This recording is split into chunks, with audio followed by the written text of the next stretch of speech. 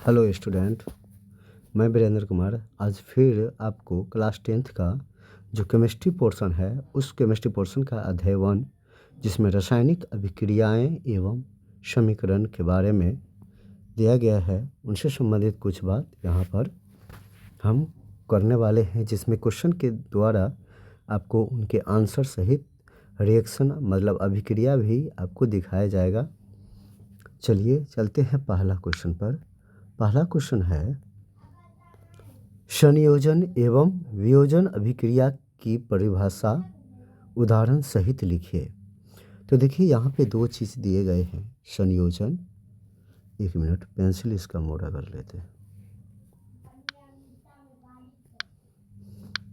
चलिए, संयोजन एवं वियोजन अभिक्रिया की परिभाषा उदाहरण सहित लिखना है, जिसमें संयोजन अभिक्रिया का परिभाषा देखिए, जब दो या दो से अधिक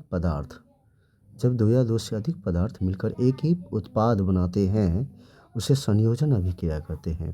इसमें कैल्शियम ऑक्साइड और जल को जब मिलाया जाता है तो कैल्शियम हाइड्रोक्साइड का निर्माण होता है, जो दोनों पदार्थ मिल करके एक नए प्रकार के पदार्थ का निर्माण कर लेता है। इसको हम लोग क्या बोलेंगे? संयोजन अभिक्रिया बोलेंगे। अगला है वियोजन अभिक्रिया। वियोजन अभिक्रिया क्या है कि जब एक यौगिक टूटकर दो या दो से अधिक सरल पदार्थों में बदल जाता है उसे वियोजन अभिक्रिया कहते हैं। इसमें यहाँ पर देखिए कैल्शियम कार्बोनेट है CaCO3, आप लोग फार्मूला भी याद रख लीजिएगा, साथ ही साथ आप अपने नोटबुक में इनका फार्मूला सहित नाम जो है ज़रूर याद रख लीजिएगा। यह टूट जाता है किसमें? कैल्शियम ऑक्साइड और कार्बन डाइऑक्साइड में।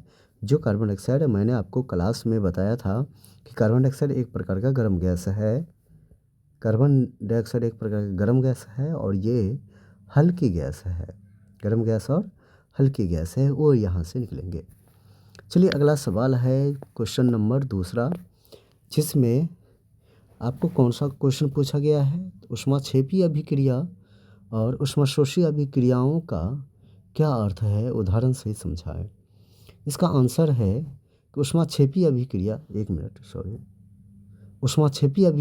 जिस अभिक्रिया में ऊष्मा निकलती है उसे ऊष्माक्षेपी अभिक्रिया कहते हैं। जैसे यहाँ पर मीथेन है और 2 मोल जो है यहाँ पर ऑक्सीजन है, दोनों को जब मिलाएंगे तो कार्बन डाइऑक्साइड बनाएगा, साथ ही साथ जल निकलेगा और यहाँ पर ऊष्मा भी निकलेंगे। ऊष्मा को हम ऊपर की ओर एरो दे करके सूचित कर सकते हैं। उसके बाद दूसरा है ऊष्माशोषी अभिक्रिया। जिस अभिक्रिया में ऊष्मा का अवशोषण होता है उसे ऊष्माशोषी अभिक्रिया कहते हैं। जैसे यहाँ पर कैल्शियम कार्बोनेट प्लस ऊष्मा लगा हुआ है, ये क्या बनाता है? कैल्शियम ऑक्साइड प्लस में कार्बन डाइऑक्साइड बनाता है। अगला सवाल है 3 नंबर क्वेश्चन। 3 नंबर क्वेश्चन में देखिएगा, उपचयन एवं अपचयन अभिक्रिया किसे कहते हैं, उदाहरण से समझाएं। जिसको ऑक्सीडेशन रिडक्शन और मिला करके हम लोग अलग नाम दे देते हैं, जिसको ऑक्सीडेशन रिडक्शन भी हम लोग कह सकते हैं। चलिए, रिडॉक्स रिएक्शन भी इसको कहा जाता है, रिडॉक्स रिएक्शन भी। आइए अपचयन अभिक्रिया। अपचयन क्या है? किसी पदार्थ में ऑक्सीजन का जुड़ना, हाइड्रोजन का हटना अपचयन कहलाता है। जैसे यहाँ पर हम दिखाएंगे अगर अभिक्रिया को, तो अभिक्रिया देखिए, यहाँ पर कॉपर है, ऑक्सीजन है। इस कॉपर और ऑक्सीजन दोनों का क्या हुआ? संयोग हुआ, और संयोग करके क्या बना? कॉपर ऑक्साइड, जो 2 मोल बना, और ये क्या हो गया? उपचयन अभिक्रिया।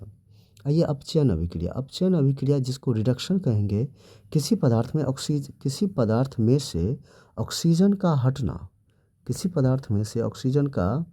हटना या हाइड्रोजन का जोड़ना अपचयन कहलाएगा।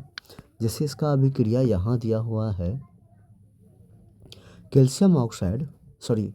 कॉपर ऑक्साइड और हाइड्रोजन। इसमें देखिए कि यहाँ से ऑक्सीजन हट रहा है और यहाँ पर ऑक्सीजन हट रहा है और जा कर के हाइड्रोजन के साथ जुड़ रहा है, तो यहाँ पर जो अभिक्रिया होगा यह अपचयन अभिक्रिया होगा, रिडक्स अभिक्रिया होगा। चलिए अगला क्वेश्चन चलते हैं। रिडक्स एवं अवक्षेपण अभिक्रिया की परिभाषा उदाहरण सहित बताना है। तो रिडक्स अभिक्रिया किसे कहते हैं? जिस अभिक्रिया में उपचयन एवं अपचयन दोनों साथ साथ होते हैं उसे रिडक्स अभिक्रिया कहते हैं। जैसे यहाँ पर देख लीजिए आप ऊपर में, तो आप लोगों ने देखा होगा कि उपचयन और अपचयन में दोनों में क्या डिफिनीशन है और क्या उनका प्रोसेस है। चलिए यहाँ पर देखिए कि calcium oxide, sorry copper oxide, एक मिनट इसको ऊपर कर लेता हूँ। यहाँ पर कॉपर और ऑक्सीजन यहाँ पर देखिए मिला हुआ है और यहाँ पर हाइड्रोजन है, दोनों क्या हो रहा है, तो इस तरह से कॉपर और जल का निर्माण हुआ है। चौथा नंबर में जो मैंने अभी जस्ट बताया आपको, इसमें क्या है, रिडॉक्स में इसका परिभाषा मैंने आपको बताया कि ये रिएक्शन क्या हो जाएगा भाई, तो साथ साथ होने वाले रिएक्शन है। साथ ही साथ यहाँ पर देखिए कि कॉपर ऑक्साइड और हाइड्रोजन ये क्या हो रहा है, तो इसमें ये कॉपर जो है कॉपर अलग हो गया और यहाँ पर जो ये ऑक्सीजन है, ये ऑक्सीजन जा करके हाइड्रोजन के साथ मिल करके क्या बना लिया, जल बना लिया। ये अवक्षेपण अभिक्रिया में क्या होता है, जिस अभिक्रिया में अघुलनशील पदार्थ मतलब अवक्षेप जो बनता है उसे अवक्षेपण अभिक्रिया कहते हैं। मतलब कि ये जो है यहाँ पर दिया है बेरियम सल्फेट, जो बेरियम क्लोराइड और सोडियम सल्फेट मिलकर के जब रिएक्शन बनता है तो बेरियम सल्फेट बनता है। जो बेरियम सल्फेट एक प्रकार का सेडिमेंट है, यह एक अघुलनशील पदार्थ है। यह एक क्या है, अघुलनशील पदार्थ है और NaCl जो है घुलनशील पदार्थ है। तो इसी के आधार पर जो है यहाँ पर इसको अवक्षेपण अभिक्रिया कहा जाता है।